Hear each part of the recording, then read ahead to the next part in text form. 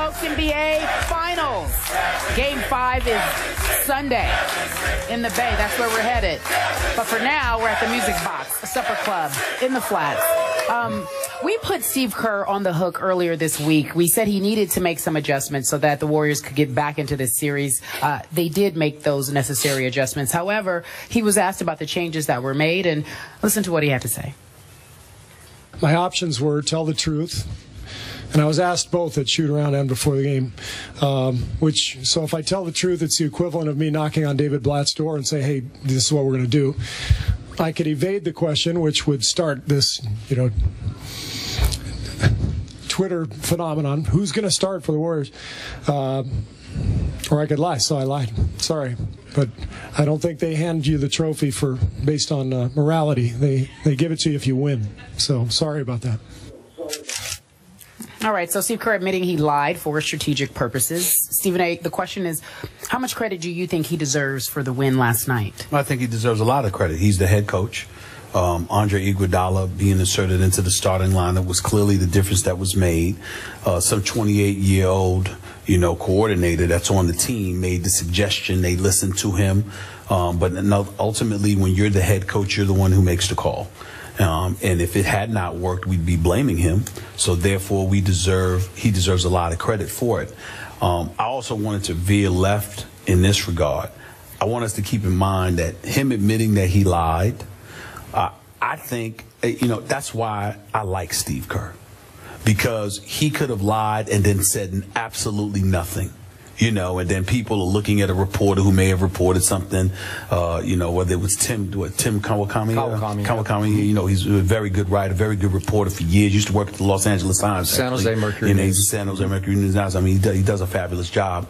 But when you sit up there and you're willing to come public and explain your deception and why, that's also an honest way of talking about your job and what responsibilities came with it and how you had to engage in deception in that regard. I can't tell you how many coaches would have left that reporter hanging. I can't tell you how many coaches would have left an abundance of reporters hanging when they lie to us all the time and then, sit up there and be like, this guy's unethical. This guy's this, this guy's that. When they were the ones being unethical and they were the ones lying, whether it's a coach, a GM, an owner, a player, or whatever the case may be, because the media is always to blame. We are. So the fact that Steve Kerr came out there and was honest enough to explain himself, unsolicited, I might add, I give him an awful lot of credit. It just exemplifies the level of class that he has. But he obviously made the right move in starting Andre Iguodala, because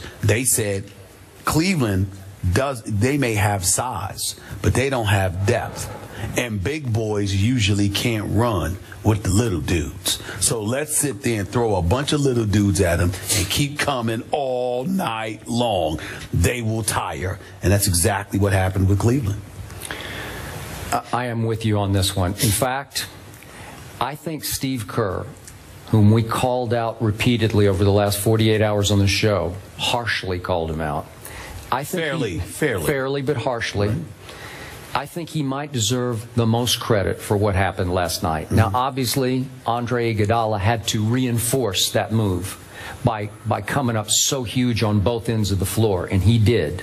He was the star of the night on the floor. The star of the night off the floor on the bench was the guy I said who was starting to be sitting on a hot seat, Steve Kerr. And a couple of things. To your first point, he was honest about lying. How often do we see it? I don't know that I've ever seen honest about lying. I've seen it a couple of times. Larry Brown. Has he? Okay, yes. Good. And then I love the fact that Steve Kerr volunteered that his video coordinator first suggested this move.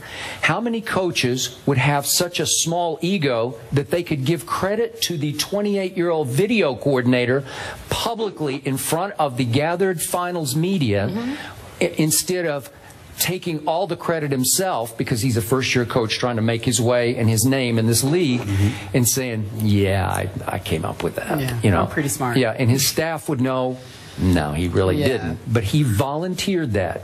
This is another reason I personally like him so much. And so you do I. too. He's a good guy. He's a good guy. Man.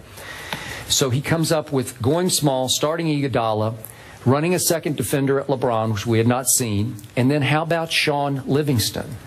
He went with Sean Livingston down the stretch and played him every minute of the fourth quarter. Every minute, all 12 minutes. Total 25 for Sean Livingston. Because he's 6'8". Because he's 6'. I don't know if they list him at 6'7". Maybe he is 6'8". He looks 6'8" to me. And can defend. And he can defend, and he was able to shoot over Little Delhi. There were maybe 3 different times he rose up the way Steph can't rise up over Delhi and made shots. Another great strategic move, because they went big small, as in we got a bunch of guards on the floor. Effectively, we have 4 guards on the floor, but one of them is, to your point, 6 feet 8 inches tall, and he can handle and he can defend, because one time he made Delhi eat a shot. I mean, just flat out eat it, right? And they went the other way with it.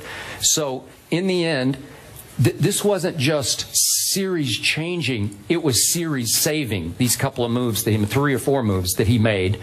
And remember what gumption it took, what guts it took. They started off down 7-0, and it looked like Tristan Thompson was the modern-day Wilt Chamberlain, just dominating inside, because Draymond couldn't deal with them, and nobody can cover. It's like Mozgov, and here comes Tristan, and it looked like they were going to get mauled on the boards. They did pretty much get mauled on the offensive boards, because it was 16-6, but overall rebounds, they fought, they scrapped. We saw the Warriors play like literal warriors for the first time in this series. Little quick story. I remember a few years ago when the Pistons were making their title run. Larry Brown was coaching them when they beat the Lakers. They were going up against the Nets, if I remember correctly. It was the Nets. Richard Jefferson, Kenyon Martin, all of those boys. They came back and won 3 straight. And the next thing you know, they were on the verge of beating the Pistons. And Larry Brown had the Pistons in the locker room down 3-2 and literally gave them this speech about there's nobody that can beat us 4 straight. There's nobody that can do X, Y, and Z with us. And they were talking about how no matter what level of belief they had in themselves, it elevated exponentially when they saw this little man sitting in there in front of their face, telling them, reminding them who they were, how great they were, and what they could do. And I bring that up because the other day when Golden State was down 2-1, I saw no sense of panic on the face of Steve Kerr. Steve Kerr had the attitude, we're better than this team. What do y'all think this is? He was in the huddle when they played sound of him and said, you're better than this. Play like it. You are better than this. And you just got the sense before Draymond Green and Steph Curry and Andre Iguodala and all of these boys stepped up, you got the sense that the coach had beat them to it by reminding them this team, regardless of the fact that they have the best player in the world, are not better than us. And they came out last night and played like it. Give them credit. Bottom line, these Golden State Warriors have impressed me, both coach and players, on mental toughness, because they're down 2-1 at Memphis, having to play a Game 4 on the road. We know the rest of that story. Steph scored 21 in the first half, and they're up by 16 and just ran away with that series.